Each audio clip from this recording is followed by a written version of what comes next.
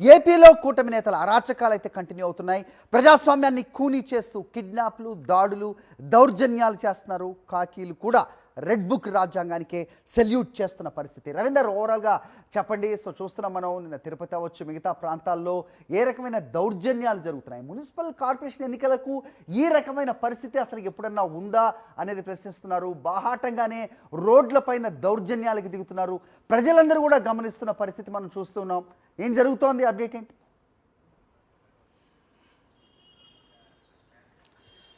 వాస్తవానికి గడిచిన వారం రోజులుగా ఆంధ్రప్రదేశ్లో ఆటవిక పాలన కొనసాగుతూనే ఉందని చెప్పుకోవచ్చు హరి. ఎందుకంటే ఈ జరుగుతున్నటువంటి ఖాళీ అయినటువంటి మున్సిపల్ అట్లాగే కార్పొరేషన్లకు సంబంధించినటువంటి ఖాళీగా ఉన్నటువంటి పదవులకు జరిగినటువంటి ఎన్నికల్లో పూర్తిగా యథేచ్ఛగా కిడ్నాప్ల పర్వం కొనసాగింది. దాడులు దౌర్జన్యాలకు అయితే అంతే లేదని చెప్పుకోవచ్చు.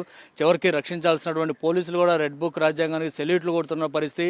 ఎవరైతే వైఎస్ఆర్ కాంగ్రెస్ పార్టీ సంబంధించినటువంటి కార్పొరేటర్లు కానీ మున్సిపల్ కౌన్సిలర్లు కానీ కిడ్నాప్ చేసి తీసుకెళ్తుంటే ఆ తీసుకెళ్లే వరకే పోలీసులు రక్షణ కల్పించారంటే రాష్ట్రంలో పరిస్థితి ఎలా ఉందనేది అర్థం చేసుకోవచ్చు. ఈ నేపథ్యంలోనే ఇప్పటికీ జరిగినటువంటి ప్రతి చోట కూడా తెలుగుదేశం పార్టీ గెలిచింది. ఎందుకంటే ఒక్క సీటు కాకపోతే ఒక్క కౌన్సిలర్ కూడా లేనటువంటి పిడుగురాళ్ళలో కూడా పదే పదే ఎన్నికలు వాయిదా వేయించాల్సిన పరిస్థితి అక్కడ ఏర్పడింది. ఎందుకంటే అక్కడ కూడా ఖచ్చితంగా వైస్ చైర్మన్ పదవి కోసం తీవ్రస్థాయిలో పిడుగురాల్లో కూడా తెలుగుదేశం పార్టీ నాయకులు పోటీ పడుతున్నారు. కనీసం అక్కడ ఒక్క కౌన్సిల్ కూడా ఎన్నిక కాకపోయినా సరే అక్కడ పదవి కైవసం చేసుకోవాలని వారు చేస్తున్నటువంటి ప్రయత్నం ఏ పాటితో మనం అర్థం చేసుకోవచ్చు. ఇక తిరుపతిలో మనం చూసాం, గడిచిన వారం రోజులుగా జరిగినటువంటి కిడ్నాప్ల పర్వం కానీ దాడులు దౌర్జన్యాలు ఇవన్నీ కూడా దేశవ్యాప్తంగా ప్రజలందరినీ కూడా ఆందోళన గురి చేసినటువంటి పరిస్థితి కనిపిస్తుంది. చివరికి వైఎస్ఆర్ కాంగ్రెస్ పార్టీ సంబంధించినటువంటి ఎమ్మెల్సీ సిపాయి సుబ్రహ్మణ్యం కూడా కిడ్నాప్ చేసి ఆయన్ను ఎన్నికకు పావనీయకుండా చేశారంటే అసలు ఆంధ్రప్రదేశ్లో ప్రజాస్వామ్యం ఉందా లేదా అనేటువంటి పరిస్థితి కూడా తలెత్తుంది. ఎందుకంటే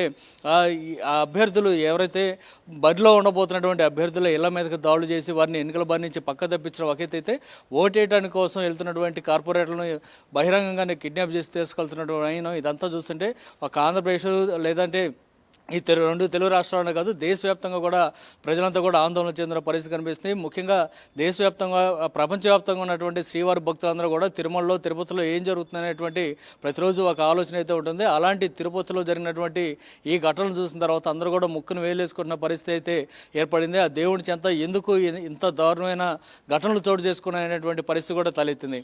ఓవరాల్గా అయితే అసలు ఒక్క సీటు కూడా లేని చోట కూడా పదవులు కైవసం చేసుకోవడానికి, అట్లాగే ఒక్క సీటు ఉన్న చోట కూడా పదవులు కైవసం చేసుకోవడానికి తెలుగుదేశం పార్టీ జనసేన నాయకులు చేస్తున్నటువంటి రౌడీయిజం గోండాయిజం చూసిన తర్వాత రాష్ట్ర వ్యాప్తంగా ఉన్నటువంటి ప్రజాస్వామ్యవాదులు కూడా ఆందోళన చెందినటువంటి పరిస్థితి కనిపిస్తుంది. ఇలాంటి దాడులు దౌర్జన్యాలు చేసే బదులు అసలు ఎన్నికలు నిర్వహించడం ఎందుకు, పూర్తిగా మీరే బలవంతంగా అట్లా తీసేసుకోవచ్చు అనేటువంటి ప్రశ్నలు కూడా తలెత్తున్న పరిస్థితి. ఈ నేపథ్యంలో వైఎస్ఆర్ కాంగ్రెస్ పార్టీ ఇప్పటికే 4 సార్లు ఎన్నికల కమిషన్ కూడా కలిసి జరుగుతున్నటువంటి పరిణామాలు అన్నింటిని కూడా వివరించింది, ఫిర్యాదులు చేసింది. కానీ ఎన్నికల కమిషన్ వైపు నుంచి కూడా ఎలాంటి స్పందన లేకపోవడంతో చివరికి పోలీసులు కూడా రెడ్ బుక్ రాజ్యాంగానికి సెల్యూట్ చేస్తూ అధికార పార్టీ నాయకులు చేస్తున్నటువంటి అరాచకానికి అండగా నిలబడినటువంటి పరిస్థితి కనిపిస్తూ ఉంది.